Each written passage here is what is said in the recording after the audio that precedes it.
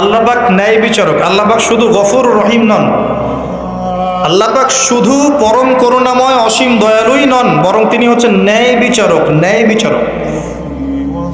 একজন ধর্ষক যদি বলে যে আল্লাহ পাক তো গফুর রহিম, আল্লাহ আমাকে মাফ করে দিতে পারেন, তাহলে যাকে ধর্ষণ করলো সে তার উপর জুলুম হবে না? আল্লাহ পাক যদি ধর্ষককে মাফ করে দেন, তাহলে যাকে ধর্ষণ করা হয়েছে ওর প্রতি জুলুম হবে না? কথা বুঝতে পারছেন না? মনে করেন আপনি নাউজুবিল্লাহ কারোর সম্পদ আত্মসাৎ করেছেন, এখন আল্লাহ যদি আপনাকে মাফ করে দেন, তাহলে এই যে যার সম্পদ আপনি আত্মসাৎ করেছেন এর উপরে জুলুম করা হচ্ছে না? আল্লাহ পাক কি জুলুম করবেন? এক জাররা পরিমাণ করবেন না। কিয়ামতের মাঠে নেকি দিয়ে তার এই ঋণ শোধ করতে হবে, অথবা তার গোনা আপনার কাঁধে নিয়ে জাহান্নামের পথে যেতেও হতে পারে। আল্লাহ পাক হেফাজত করবেন। কাউকে অপবাদ দিয়েছি, কারো সম্মানহানি করেছি,